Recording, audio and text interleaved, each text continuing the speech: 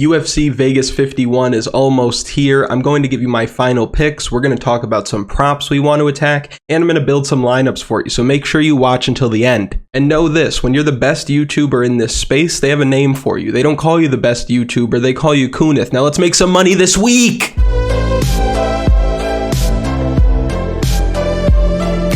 First and foremost, we hit over 400 subscribers. You guys are the best. I couldn't imagine how well this is going before I started, so thank you very, very much. The goal is still 500 so we could start having some fun with the community tab, but we'll get there slowly and surely as this elite group of individuals continues to grow. You've gotten better. We've gotten better. And you bigger channels out there, I know I give you some crap here and there, but I want you to know that from the bottom of my heart, I think that you absolutely suck. Now, if you haven't yet, go back and watch the first look video from earlier in the week. That's where we go over the slate fighter by fighter, salary by salary. We talk about spots that we like and spots that we don't like. For this final picks, we'll talk about any changes to the card, value plays, and then we're going to start building some lineups and also talk about what we need to do to be successful this week. Now, the first change we have to the card is we finally have Mounir Lazzez. He's going to be fighting Ange Loosa. Ange Loosa is going to be making his UFC debut, stepping in on short notice in this fight because originally Lazzez was supposed to fight Elizeu Zaleski dos Santos, who personally I thought was going to cook him. But now I have to side with Lazzez in this spot, and it's really for a few different reasons. First, this is short notice for Loosa. Second, Lazzez is pretty solid everywhere. We saw that in his fight against Abdul Razak Al Hassan in his UFC debut. In that fight, he showed really crisp striking technique and obviously good takedowns as well. He had 4 takedowns in almost 6 minutes of control time. And the third reason I like him this week, if I remember correctly, I remember them talking, and by them I mean the commentary team, talking about how Mounir Lazzez is a striking coach in his gym. Think of guys like Vyacheslav Borshev, Rafael Fiziev, Brad Riddell. I bring this up because I think it's important because I think it changes the way that a man fights. As a coach, these guys have seen it all. They teach technique and strive for perfection. So I don't think that simple jab, jab, cross approach from Ange Loosa is going to give Mounir Lazzez any trouble in this spot. I actually expect Lazzez to read everything that Loosa's throwing at him. I expect him to read Loosa very well and snipe him from the outside. Now for DraftKings, I don't think that Lazzez is a must play by any means. Loosa isn't going to be giving up takedowns as easily as Razak Al Hassan in this spot, nor do I think that Lazzez has the knockout power to put Loosa away, who historically is extremely tough. So I recommend staying away from this fight. If you are targeting this fight, you may just want to take the Loosa side and hope that he can overwhelm Lazzez, kind of like Worley Alves did in their last fight where he just ran through him in the first round. But to be fair, I really don't see that happening, and I think if you need value and you need salary relief, there are some more attractive options on this slate. There's some more value plays at 8,000 and below, and I'll get into them for you now. And before I get into these plays for you, if you could just like the video, subscribe to the channel if you haven't already, comment for the algorithm, comment anything. You want to call me a jerk? Throw it in the comments. I dare you. Don't actually call me a jerk. It'll make me feel bad. Now our first value play is going to be Jesse Ronson coming in right at 8,000. He's fighting Rafa Garcia this week, and this fight will be at lightweight. Some sites earlier in the week showed this as a welterweight fight, but that's not the case. We are at lightweight. We have a 155-pound bout on our hands. I expect Jesse Ronson to get the job done in this spot. Rafa Garcia likes to wrestle, and that's about it. Rafa Garcia's striking is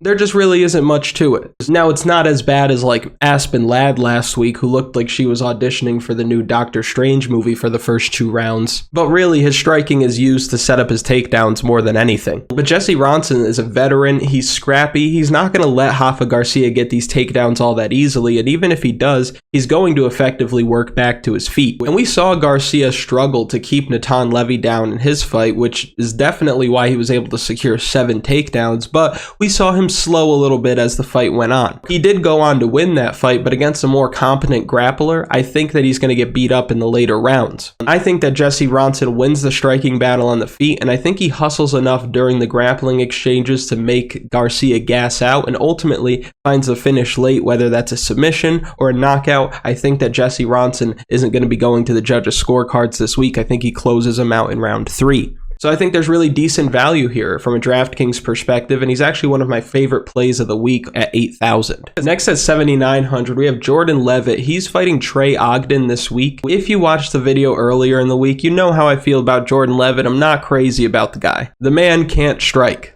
Plain and simple. And I do worry about that in this spot because he will be at a striking disadvantage. But when you sit back and you think about it, the Monkey King is 9-1 as a pro and has been at a striking disadvantage in probably every single one of these fights. So if we take that away for a second and we look at these guys purely grappler versus grappler, I gotta go with Jordan Leavitt in this spot. If you've ever watched the Monkey King fight, you'll know that this man is basically Velcro and his physical strength is extremely deceptive. And we've seen Trey Ogden in his career submitted several times by low percentage chokes against low level competition. He reminds me a little bit of Michael Chiesa, a guy who can grapple, and we know he can grapple well, but in competition he tends to make mistakes and he finds himself in submissions that he really shouldn't be in. And the last thing I'll say about this is Trey Ogden is making his UFC debut, and a lot of nervous energy coming into this could create these mistakes that we're talking about. He's probably going to be the first one to come out. He's probably going to be looking over at Dana, looking over at the bottle of Howler head next to Dana, looking back at Dana, looking back at the Howler head, looking back at Dana, looking back at the Howler head, and then he craps his pants. So give me the younger guy with more experience to find the submission in this spot. Let's go Monkey King. Belal Muhammad at 7,700 is our next value play. Bully B definitely has a path to victory in this fight. He really just needs to grind on Vicente Luque. Hey, yo. If he could do that effectively for the first few rounds, Luque may be tired going into rounds 4 and 5 where Belal can really take over. Now, Vicente Luque is a beast, so it's hard to pick against him, but I can't get over the fact that he throws everything into his strikes, everything into his punches and kicks, and that could work out well for you in a 3-round fight against guys who are primarily looking to strike, but when you're talking about a wet blanket like Belal Muhammad, that could really get you into some trouble from a cardio perspective. And we know Muhammad isn't going to get tired, so really this is a matter of if this fight finishes inside the distance, Luque probably won, but if it goes the full 25 minutes, I would have to believe that at the very least Muhammad is winning the last 2 rounds. Now, I don't think Belal Muhammad is a lock by any means, but I will have him in my single entry. If you're playing something like 20 max, you might want to just have 10 Luque, 10 Muhammad lineups. I think it's really good value at this price for a grappler with 5 rounds to work. I'll take this all day long. Again, it's not a stone cold lock, but I definitely prefer this side. Give me the wrestler, give me the cardio, remember the name. Our next value play is Andre Fialho at 7,500. Fialho is an attractive underdog this week. As the week goes on, more and more people and creators are talking him up, and it's really for good reason. We talked earlier in the week about how he could go out there and knock out Baeza in this spot, really on the basis that Baeza is just poor defensively, and Fialho does like to march forward on his opponents, and he throws bombs. But I could really see this fight ending in a knockout one way or the other. I do expect Fialho to be the higher owned fighter of the two, and if you've been watching this channel for a while, you already know what time it is. I'm a zig where they zag kind of guy. A trailblazer, if you will, who talks a lot of garbage like Kevin Holland. But this week I'm going to make like Tom Holland and swing Baeza over here because I think Fialho's getting just a little bit too much love out there. When you look back at Fialho's fight against Michel Pereira, he threw less than 50 strikes, and while Fialho has power, he doesn't have the touch of death exactly. So I think that Miguel Baeza actually wins this fight based on volume, mixing in takedowns. I think he beats Fialho to the punch and ultimately could find the knockout later in this fight. So I think Baeza wins this fight on volume, mixing in the wrestling, and he beats Fialho to the punch, ultimately finding the knockout. Now, if you're playing multiple lineups, I think the wise move is to have exposure to both sides of this, just because if either man won, if either man finished the other, I really wouldn't be surprised. But my mind has changed on this from earlier in the week. I like Miguel Baeza to get the job done in this spot, and I like the leverage that he's going to provide because I see a lot of people getting here looking for Andre Fialho out of Portugal to get the job done, and I just expect it to be fool's gold. We're zigging where they zag. That's what MMA DFS is all about. Now, when you look at this slate below 7,500, it gets a little grim. Kevin Croom at 34, 35 years old, dropping down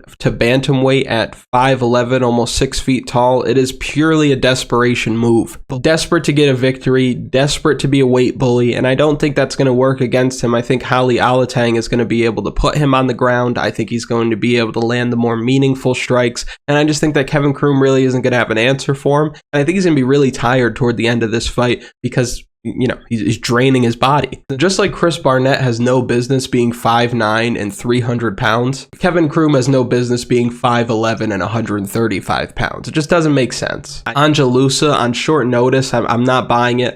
He wasn't in the UFC anyway. I know he had a really tough draw against Jack Della Maddalena in his Contender Series fight, but this is short notice, guy coming from outside the promotion against a very solid Mounir Lazzez. I'm really not that interested. Sam Hughes, Chris Barnett, Lina, Lansberg, TJ Laramie, Yanan, I think these are just huge mismatches that they have on their hands. I don't expect any of those fighters to win. But Brandon Jenkins at 6,800, here's the deal. I'm actually going to show you Drakkar Klose while I talk about this because it's a little bit more fitting. Drakkar Klose hasn't fought in 2 years. He was scheduled to fight, but he sustained injuries that have kept him out of competition. Now think about that for a second. You get injuries, that means you don't fight, but it doesn't mean you just don't fight. You also don't train. So a lot of time off just from competition, from normal training. And Klose has been solid in the UFC, but he hasn't won a fight since August of 2019, which is a long time ago, and now he's around a -800 favorite like he's Islam Makhachev or something. Crazy. That long layoff could mess with his timing. I have concerns about his gas tank. I have concerns about his confidence, considering that in his last fight, Beneil Dariush sent him to a place where time doesn't exist. And the scariest part about this matchup for Drakkar Klose is that Brandon Jenkins literally has nothing to lose. Everyone and my cat thinks that Drakkar Klose is going to win this fight. So what's stopping Brandon Jenkins from going full human highlight reel and throwing flying knees, wheel kicks, spinning back fists, everything in the kitchen sink? Nothing.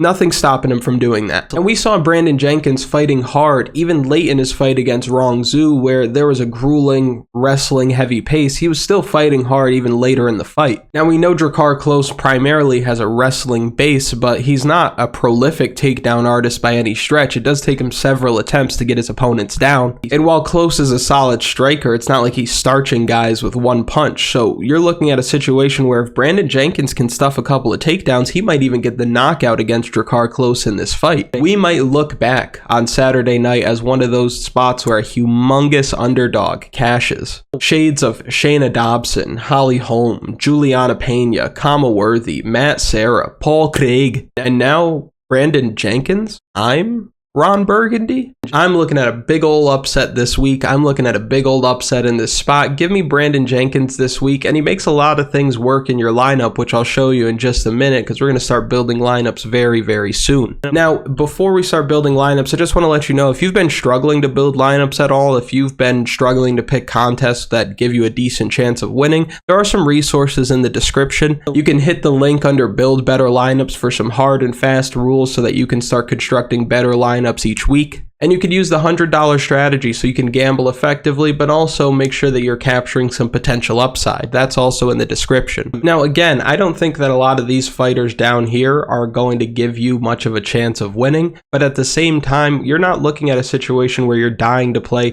Drakkar Klose, Pannie Kianzad, Estela Nunes. I think we need to find a comfortable place to live inside the mid-range to put ourselves in a position to succeed this week. Now, if you want to attack one side of the main event, let's say you wanted to play Belal Muhammad at 7,700. I think a lot of people are going to come down here to Andre Fialho as well. Got 8,700 left over. I think the fight between Omargadzhiev and Borralho is going to be highly owned, and I think that Gadzhi is going to get it done. He's my preferred side of this matchup. Devin Clark may put on a grappling clinic against William Knight, who really has shown that he can't defend takedowns in the past. Martin Buday should be a pretty popular pick. I think he has a huge mismatch on his hands. My problem is this fight might go a little bit longer than you want. We may have a situation like we did a couple of weeks ago with Azmat Mirzakhanov, where this guy could get the knockout, but it doesn't come until the third round, and he's not really shooting for takedowns either. So you're looking at a situation where his upside might be a little bit limited if he can't get it done early. But this leaves you with 8,800, so if you wanted, you could grab Holly Alatang, you could grab Lazzez, you can come down here to the winner of Trey Ogden or Jordan Leavitt. You could even grab Jesse Ronson and just leave a bunch of salary on the table, or you can grab Jesse Ronson and take out somebody like Devin Clark. And that way you're able to afford Pat Sabatini, who's going to have a big grappling advantage and probably finds the submission. Or you could end up going to Mayr Bueno Silva, who has the best matchup on the slate in a huge mismatch, who's probably going to find a submission at some point and fly under the radar in terms of ownership. Now that's one way that you could attack this. Another way that you can attack this, let's say you want to start the build with Vicente Luque. Well, you know that you're going to need some cheaper pieces, so why don't we just see what it looks like if we did put Brandon Jenkins in there? Well, now we've got 86.75 left per fighter, and there are a lot of spots below that we really like for example, Jesse Ronson. Now your average remaining salary is 8,900, which is looking pretty damn good. And it's looking good because you can come up here to Bueno Silva, you can come up here to Pat Sabatini. This is literally just having your cake and eating it too. So now you're left with 8,200. If I'm in this situation, I'm probably coming right here to the Monkey King. I'll leave about 300 salary on the table. I'm pretty happy with that. Now, if you wanted to go the other way in the main event and open up some salary, let's see what that looks like. We've got 1,100 left to work with, which means effectively we can get off of Jesse Ronson and go all the way back up to Martin Buday, and you can put 100 left on the salary, but look what you have here. So now you're left with 3 sizable favorites and 3 underdogs with decent paths of victory for them. You obviously don't feel great about the Brandon Jenkins, really just because of the pricing, but this line is ridiculously wide for somebody in Drakkar Klose who we haven't seen in action and really hasn't proven to be the most dangerous fighter up in the UFC. Now, if you want to sweeten it a little bit and you come down from Martin Buday and you look at somebody like Devin Clark, now you've got 500 left. You don't have to play Jordan Leavitt if you don't feel great about it. You can come up to 8,400 and you've got Omargadzhiev. And now you're looking at a situation where you have 1, 2, 3, 4 favorites, 2 underdogs. And if you do want to go the Brandon Jenkins route, there's actually a way that you can do it where you don't have to play 2 underdogs. You only need to play 1. This is what that would look like. So you have a favorite in Baeza, in Clark, in Luque, in Buday, Omargadzhiev, and then you have 1 underdog in Brandon Jenkins who's going to come in at the lowest of low ownership. Now, what I think you'll see a lot of in the contest that you'll be entering in this week, I think you'll see a lot of people try to get to Kevin Croom and take advantage of the size advantage that he'll have. They're looking at Andre Fialho, expecting him to get the knockout in this spot. Most people you play against are probably going to go the Vicente Luque route, which not a bad idea. Again, I don't think that Belal Muhammad is a lock by any means. I think a decent amount of people are going to try to want to play Borralho this week. And now you've got 9,400 left over, which again, you could come up here to say Pat Sabatini. I think Martin Buday is going to be a popular pick. You've got 600 left over. I know how you guys are. You don't want to leave too much on the table. So if we took Borralho out, we can go to the other side of this matchup with Omargadzhiev, or we could take Trey Ogden fighting out of Glory MMA and Fitness. So when you say that, people tend to want to click that button. Personally, I'm not crazy about this matchup. I don't like Kevin Croom to win this week. I don't like Andre Fialho to win this week. I don't think that Trey Ogden is going to win this week either. But if all these fighters do win, and you look at the paths to victory, then you're looking at a pretty high Draftkings score, which that's something you really should be doing when you're building your lineups week in and week out. Try your best to think of what a fighter's best case scenario looks like, what the most likely outcome probably is, and what the worst case scenario is. Build your lineups and then try to figure out what the scores would be afterward. So if we just use this lineup that I made now as an example, and we looked at Martin Buday for a first round knockout scoring around 100 points. Let's say you have Pat Sabatini who finds a second round submission and scores about 90 points. Trey Ogden grinds out a decision where he's able to get maybe 3 or 4 takedowns and scores about 80 points. Vicente Luque puts it on him and then finishes him in the 3rd round but ends up scoring around 90 points. First round knockout for Andre Fialho with 100 points. And let's say Kevin Croom was able to wrap up a guillotine choke in the 1st round. Let's say it was something crazy like that. He scores 95 points. Roughly, you're looking at around 500, 550 to 600 points, which is definitely enough for you to win your contests. But that's best case scenario for these guys. Do that when you're building your lineups and see what lineup construction or what lineup combination rather is putting you in a position to get the highest outcome. Now, don't look at it as this guy wins in the 1st round, this guy wins in the 1st round, this guy wins in the 1st round. You're not going to have 6 first round finishes on your DraftKings lineup. It's just not going to happen. So be realistic about how many points they're going to score. Even 550 to 600 seems a little egregious. You're probably looking at a score of around 520 to 530 winning you your contests this week. So try your best to build a lineup that you think is going to hit that number specifically. Now, if we want to look at some straight bets and some parlay and some prop opportunities, I have a few for you this week.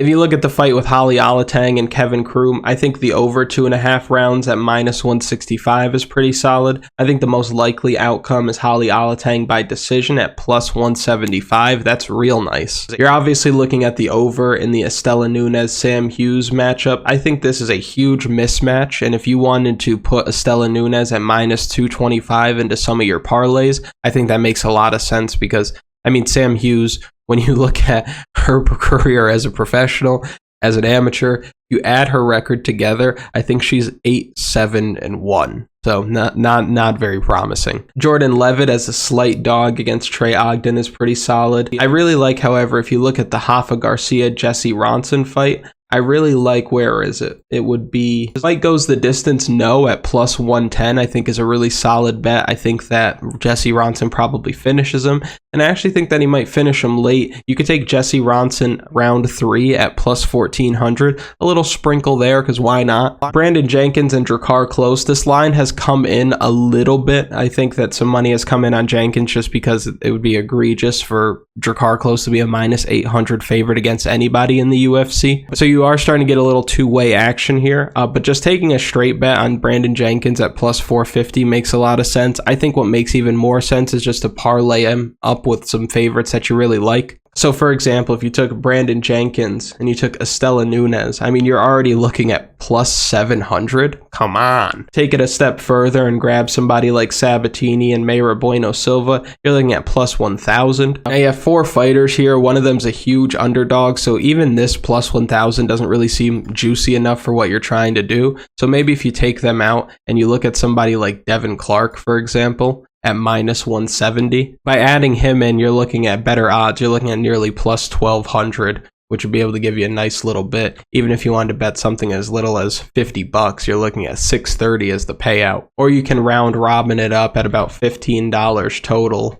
and you're looking at a situation where you got a decent payout on your hands. Another bet that I really like, if you think that Belal Muhammad's going to win, somebody in the comments put remember the decision, so I think that we'd have to just take a look to see what that is. Belal Muhammad by decision is +250. I think that's very solid. I think that that probably is the most likely outcome for Belal Muhammad, so that's something to take a look at. And now I'll just go over the whole card for you. I will give you the entire card right here. I'll give you that parlay that'll help you buy a house. We're looking at Holly Alatang. We're looking at Estela Nunes. We're looking at the Monkey King, Martin Bidet. We're looking at Jesse Ronson. In this, I don't think that you have to touch the Drakkar Klose and Brandon Jenkins matchup, but honestly, I think we have a big upset on our hands coming with Brandon Jenkins. We've got Panny Kianzad, easy work. We have Devin Clark, he should have a big wrestling advantage. Mounir Lazzez against the guy stepping in on short notice, making his UFC debut. I'll take that all day. Pat Sabatini, Mayr Bueno Silva, giant favorites in good matchups. Miguel Baeza, slight favorite there, a little bit more than slight, not quite 2-1, but I expect him to win. Omargadzhiev, an actual slight favorite, and then I'm looking at Belal Muhammad. So we have 14 picks. We have some very juicy odds here. What does a $3 bet get us? 6,200. So what I would suggest is ask your mom, ask your uncle, ask your dad for any amount of money they're willing to give you. I want you to empty your savings accounts. I want you to throw it all on this bet right here. Obviously, I'm joking, but if you wanted to make say a $40 bet, I mean, hey, we're out. You better be sending me something if you hit something like this. All right. If you've gotten to this point in the video, thank you so much for watching. I really do appreciate it. Over 400 subs. Who would have thought? Who would have thought? Little old me. But couldn't have done it without you guys. You guys are legends, especially that you guys that comment each and every time. Some of you guys that send me messages on Twitter, like Dravi. You'll see him in the comments, Dravi20. Show him some love. The guy's a legend. I wish you guys the best of luck. And if you want to talk about your lineups, you can throw your questions down in the comments. Send me messages on Twitter. The messages are open. Your boy is active. So drop me a follow there as well. Let's be friends. Best of luck.